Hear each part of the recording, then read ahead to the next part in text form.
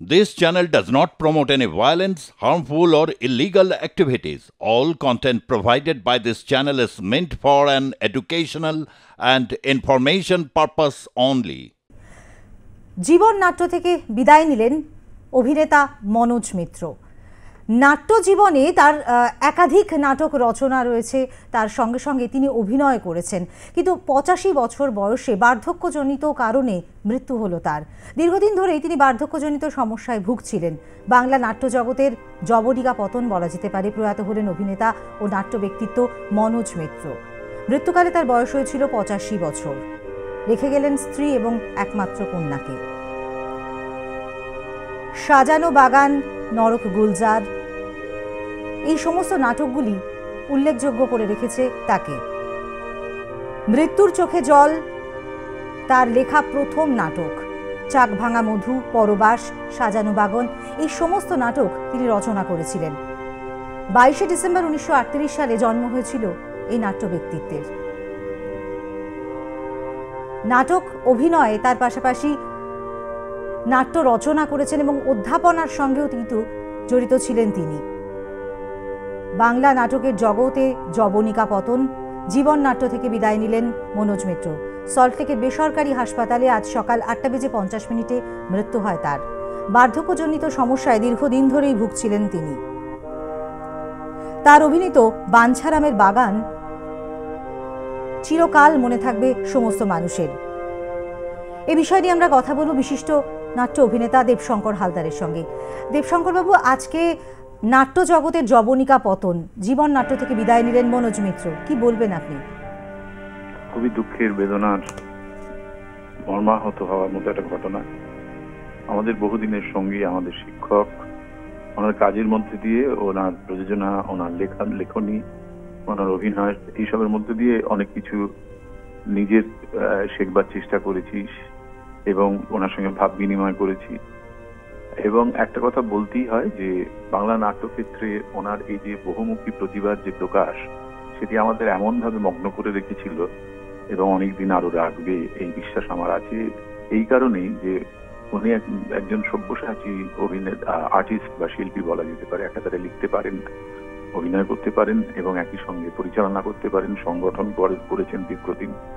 সেই কারণে এরকম একজন মানুষ আমাদের মাঝখান থেকে চলে গেলে আমাদের খুব ফাঁকা লাগে, একা লাগে, কিন্তু তবু এগুলোকে মেনে নিতে হয়।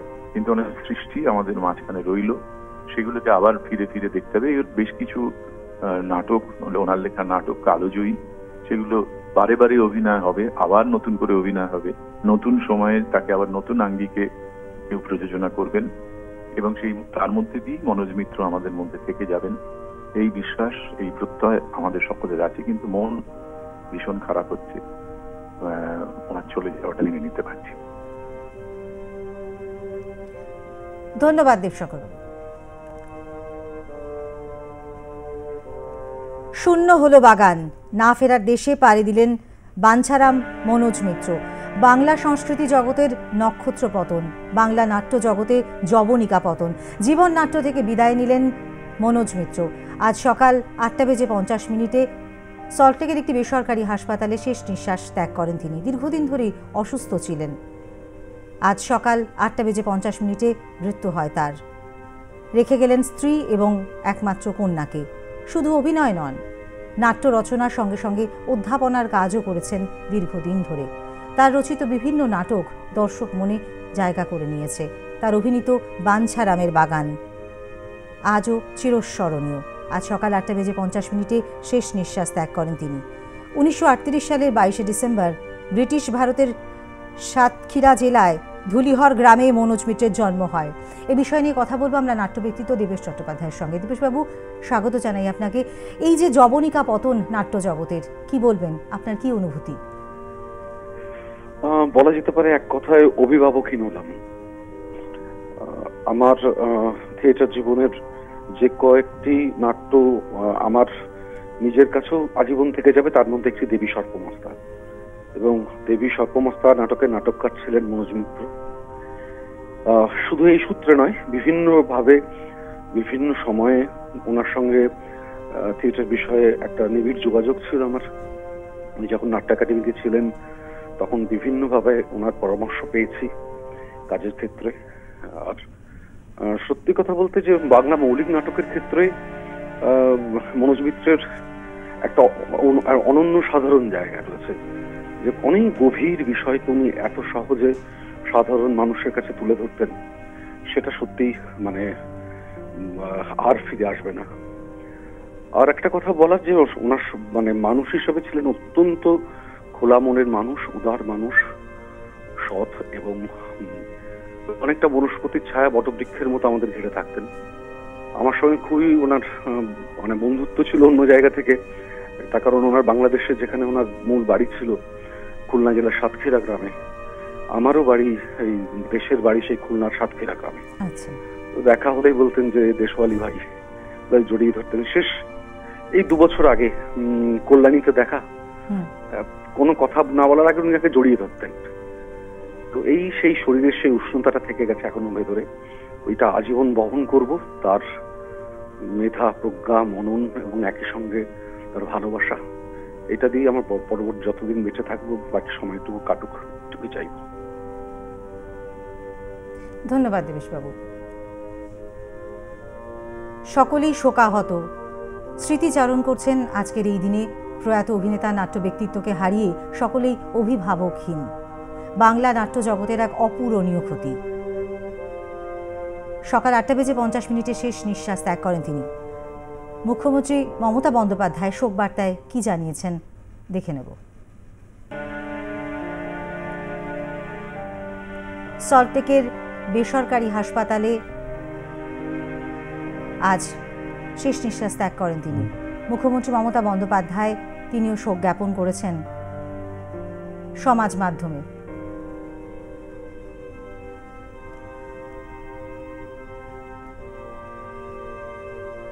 অভিনয় জীবনে একাধিক কৃতিত্বের সাক্ষী তিনি রেখে গেছেন।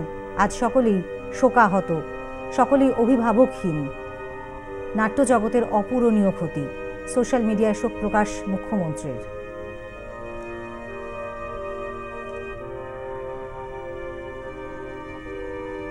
প্রয়াত নট নাট্যকার, তার প্রতি শ্রদ্ধা জ্ঞাপন করেছেন মুখ্যমন্ত্রী মমতা বন্দ্যোপাধ্যায়ও। তিনি টুইটারে তার এই শোক বার্তা জ্ঞাপন করেছেন। বঙ্গবিভূষণ উপাধিতে ভূষিত হয়েছিলেন মনোজ মিত্র। আজকে প্রয়াত এই অভিনেতার স্মরণে কি কি কর্মসূচি নেওয়া হয়েছে সে বিষয় নিয়ে আমরা অবশ্যই কথা বলবো। নিউজ রুমে সরাসরি আমাদের সঙ্গে ফোনে রয়েছেন আমাদের প্রতিনিধি সায়ন্তিকা বন্দ্যোপাধ্যায়। সায়ন্তিকা, আজ কি কি পরিকল্পনা নেওয়া হয়েছে এই নাট্য ব্যক্তিত্বকে শ্রদ্ধা জ্ঞাপন করবার জন্য? দেখো, এখনো পর্যন্ত আমরা যেরকমটা জানতে পারছি, প্রয়াত নাট্য ব্যক্তিত্ব মনোজ মিত্রের মৃতদেহ শেষবার যাতে 14 মানুষ দেখতে পান, সেটাকে শেষ শ্রদ্ধা জ্ঞাপন করার জন্য বিকেল 3টে থেকে রবীন্দ্র সদনে শায়িত থাকবে এবং 3টে থেকে 3:30-এর মধ্যে কলকাতার মহানগরীর মেয়র ফিরহাদ হাকিম তিনিও কিন্তু যাবেন তাকে শ্রদ্ধা জ্ঞাপন করতে। পাশাপাশি তার যে বাড়ি, বাসভবন, সেখানেও নিয়ে যাওয়া হবে। অবশ্যই তার বাসভবন থাকতেন, সেখানে তার পাড়া প্রতিবেশীরা তারা তাকে শ্রদ্ধা জ্ঞাপন করবেন। আর একটা বিষয়, তাকে নাট্য একাডেমিতে নিয়ে যাওয়া হবে কিনা সে বিষয়ে কথা চলছে। এখনো পর্যন্ত কোনো সিদ্ধান্ত নেওয়া হয়নি। আর অল্প কিছুক্ষণের মধ্যে তার মরদেহ বাড়ির উদ্দেশ্যে রওনা হবে। ইতিমধ্যেই হাসপাতালের তরফ থেকে যে বিবৃতি দেওয়া হয়েছে তাতেও বলা হয়েছে যে হাসপাতালের প্রত্যেকটা যারা কর্মরত তারাও অত্যন্ত শোকগ্রস্ত। তারা চেষ্টা করেছিলেন কিন্তু এই লড়াইটা মনোজ মিত্র আর ফিরতে পারলেন না। সেটা বলতেই হচ্ছে আজকে যে বাগান শূন্য হলো, না ফেরার দেশে পাড়ি দিলেন বাঞ্ছারাম। একদমই তাই। ধন্যবাদ সায়ন্তিকা। অভিভাবকহীন নাটকের জগৎ। প্রখ্যাত নটনাট্যকার, পরিচালক বঙ্গবিভূষণ মনোজ মিত্রের প্রয়াণে শোক বার্তা মুখ্যমন্ত্রী মমতা বন্দ্যোপাধ্যায়ের। আজ বিকেল 3টে রবীন্দ্র সদন, সেখানে কিন্তু মনোজ মিত্রকে শেষ শ্রদ্ধা জানাতে যাবেন মন্ত্রী ববি হাকিম।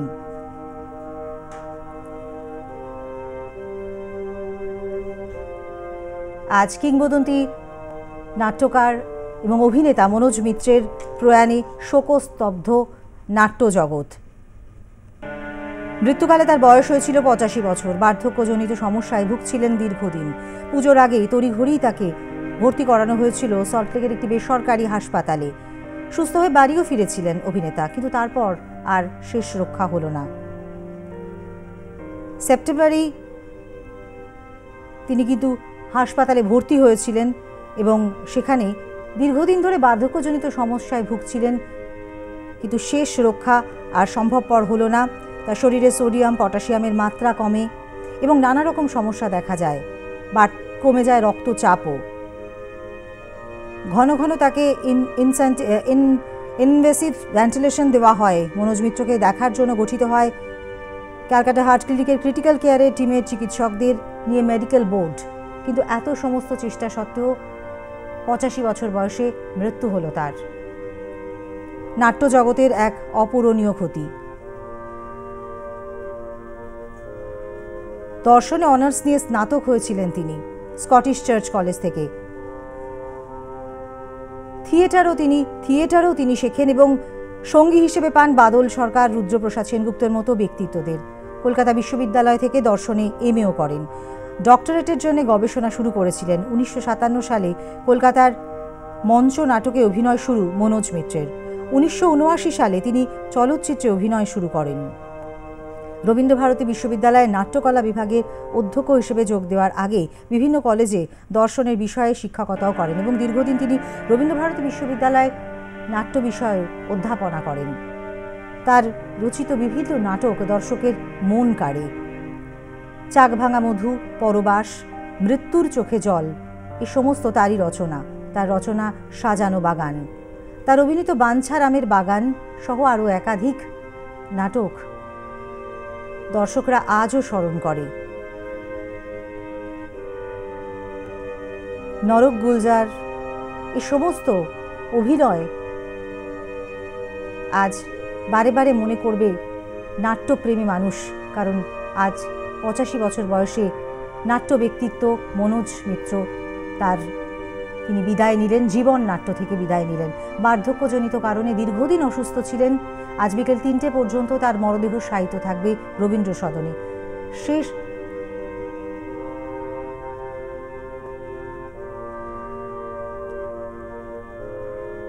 তার দেহ আজ শায়িত থাকবে রবীন্দ্র সদনে। সাধারণ মানুষ, নাট্যপ্রেমী মানুষ যারা তাকে শ্রদ্ধা জানাতে চাইবেন, আজ বিকেল 3টে পর্যন্ত তার মরদেহ শায়িত থাকবে রবীন্দ্র সদনে।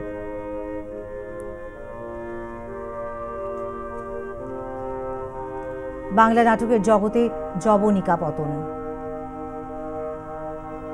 সোশ্যাল মিডিয়ায় শোক জ্ঞাপন করেছেন মুখ্যমন্ত্রী মমতা বন্দ্যোপাধ্যায়।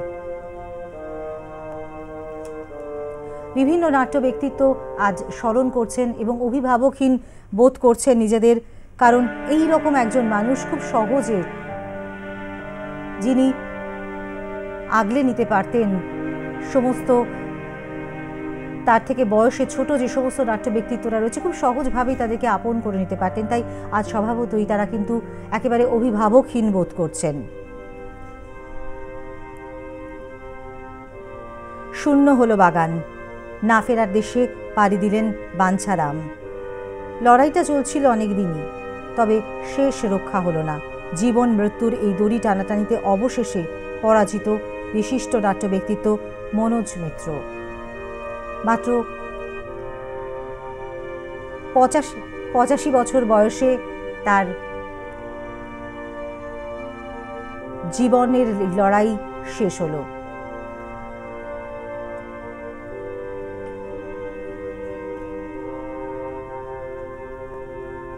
বাবার খুব ভালো বন্ধু ছিলেন মনোজ কাকা। আমার সঙ্গে বহুবার দেখা হয়েছে। তখন মূলত থিয়েটার নিয়ে প্রচুর গল্প হয়েছে। উনি সমস্ত মাধ্যমেই কাজ করেছেন, কিন্তু আমার সঙ্গে খুবই থিয়েটার সংক্রান্ত গল্প হতো। আমাকে অনেক আইডিয়া দিতেন, ভালোবাসতেন, প্ল্যান দিতেন। এই আর কি। অনেকদিন ধরেই অসুস্থ ছিলেন, কিন্তু কেউ চলে গেলে জায়গাটা একদম ফাঁকা হয়ে যায়, সেটাই আর কি। মন খারাপের সকাল করত। নাট্য ব্যক্তিত্ব মনোজ মিত্র যে বাড়িতে দীর্ঘদিন থাকতেন, আজ একেবারেই শূন্য সে বাড়ি। দেখাবো আপনাদের।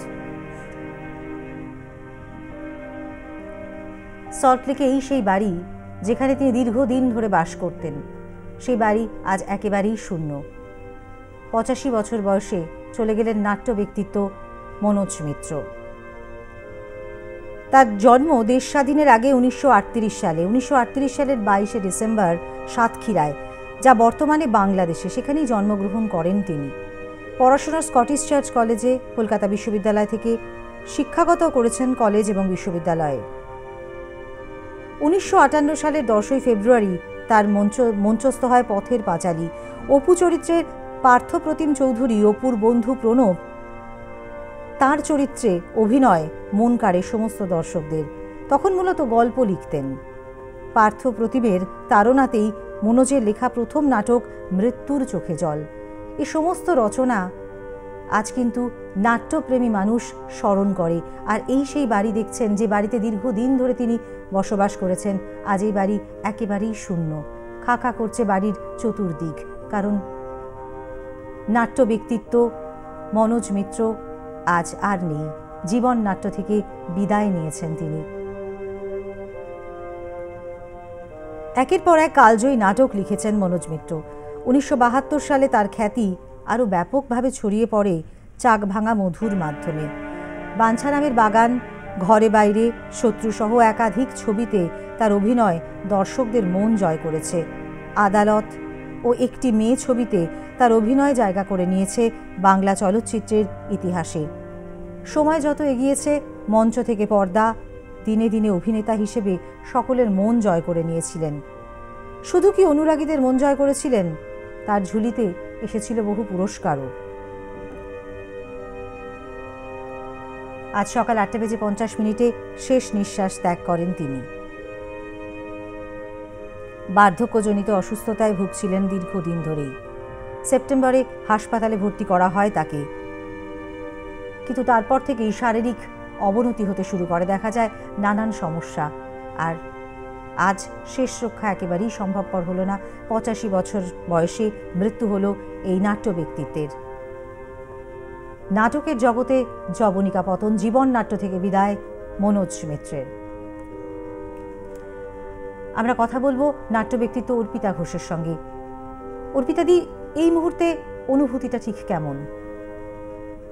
আসলে কি অনুভূতি কি বলবো বলুন, মনোজদা মানে আমাদের কম বয়স থেকে, যখন আমি থিয়েটার করি না তখন থেকে আমি মনোজ মিত্রের নাটক দেখি। তারপরে থিয়েটারে আসা, মনোজ মিত্রের সঙ্গে পরিচিত হওয়া, তার বিভিন্ন কাজে, উনি নাট্য একাডেমিতে সভাপতি ছিলেন, তখন আমি মেম্বার। ওনার সঙ্গে কাজের অভিজ্ঞতা, ওনার কাজ দেখা, ওনার একটি বিখ্যাত নাটক মানে মঞ্চস্থ করেছিল মিনার্ভা রেপার্টরি, দেবী সর্বমস্তা, দেবেশ চট্টোপাধ্যায়ের নির্দেশনায়। সেটা তো আপনারা জানেন যে বাংলা একটা আলোড়ন ফেলে দিয়েছিল সেই সময়। মনোজদা এমন একজন মানুষ ছিলেন, আমি এত নির্বিরোধী, এত ভালো, শান্ত, এবং যখনই কোনো সমস্যা কিছু হতো, আমার মনে আছে নাট্য একাডেমিতে আমাকে ফোন করতেন, বলতেন অর্পিতা এটা কি করা যায় বলো তো।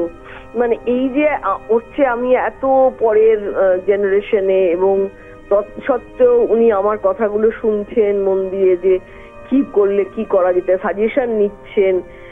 অদ্ভুত মানুষ ছিলেন, অদ্ভুত মানুষ ছিলেন। এবং এত সেন্স অফ হিউমার ছিল মনোজদার, মানে ছোট ছোট বিষয়ে, সেটা আমাদের এখনো আমার স্মৃতিতে আছে। উনি এমন মানে মিটিং এর মাঝখানে এমন মজা করতেন। তারপরে নাটকে, ওনার নাটক দেখতে গিয়েছি কতবার। মানে আমাদের কাছে মনোজদা একটা, সত্যি কথা বলতে, এত নাটক লেখা, শিশু কিশোর একাডেমি থেকে আমি যেখানে প্রেসিডেন্ট, সেখানে উনি ওনার একটা নাটকের পুরো সমগ্র আছে, 2 খণ্ডে বের করা হয়, 3টে খণ্ডে বার করা হয়েছিল। ছোটদের জন্য উনি প্রচুর কাজ করেছেন। এবং আমার যখনই কিছু হতো আমি বলতাম, মনোজদা আমাদের একটা নাটক লিখে দিন না বাচ্চাদের জন্য। উনি কখনো মানে নাম ওনার মুখে আমি কোনোদিন শুনিনি। এবং এত এরকম মানুষজন আজকাল তো আর বিশেষ দেখা যায় না। আর এই সোশ্যাল মিডিয়ার যুগে এখন তো সবাই 3 মিনিটে বিখ্যাত হয়। সেখানে মনোজ দ্বারা তাদের সময় যে কাজ করে গেছেন, তার লেখা যে সমস্ত নাটক, সেগুলো আজও আমাদের স্মৃতিতে যাদের আছে বা যারা পড়েন তারা বুঝতে পারেন যে তিনি কেমন করে তার সময়টাকে ধরতে চেয়েছেন। এই সবটা মিলিয়ে আমার মনে হয় যে বাংলা থিয়েটারে এক একজন মহিরুহ চলে যাচ্ছেন তো এক একজন করে, সেটা একটা শূন্যতা তৈরি করছে।